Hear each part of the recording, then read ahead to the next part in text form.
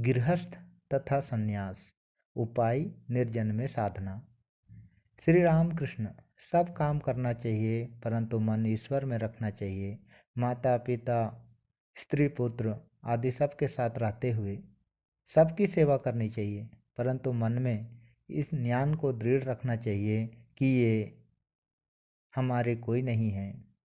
किसी धनी के घर की दासी उसके घर का कुल काम करती है, किंतु उसका मन अपने गांव के घर पर लगा रहता है। मालिक के लड़कों का वह अपने लड़कों की तरह लालन पालन करती है।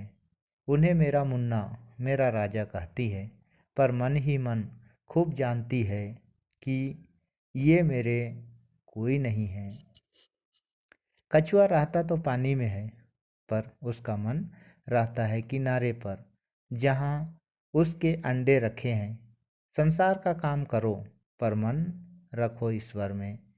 बिना भागवत भक्ति पाए यदि संसार में रहोगे तो दिनों दिन उलझनों में फंसते जाओगे और यहाँ तक फंस जाओगे कि फिर पिंड छुड़ाना कठिन होगा।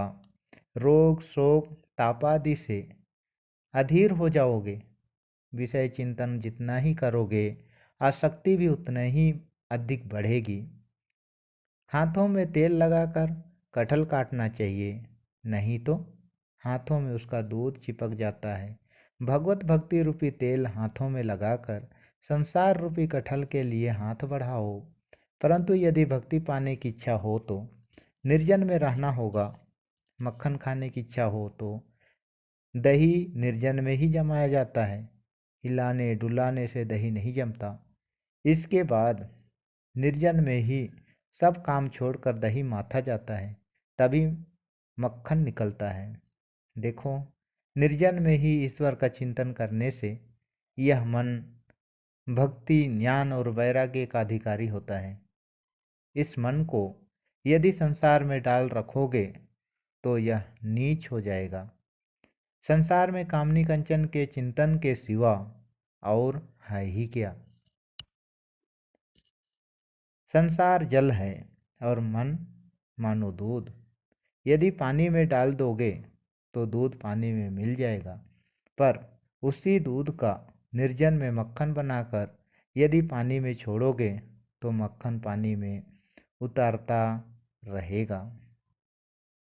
इस प्रकार निर्जन में साधना द्वारा ज्ञान भक्ति प्राप्त करके यदि संसार में रहोगे भी तो संसार से निर्लिप्त रहोगे। साथ ही साथ विचार भी खूब करना चाहिए। कामनी और कंचन अनित्य है, एकमात्र ईश्वर ही नित्य है। रुपये से क्या मिलता है? रोटी दाल कपड़े रहने की जगह, बस यहीं तक। रुपये से ईश्वर नहीं मिलते तो रुपया जीवन का लक्ष्य नहीं हो सकता।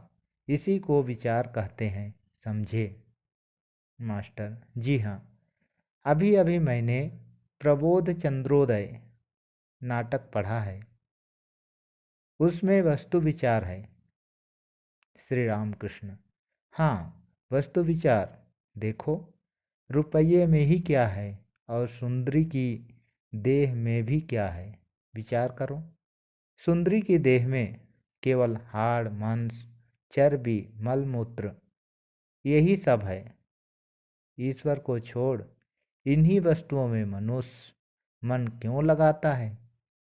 क्यों वह ईश्वर को भूल जाता है?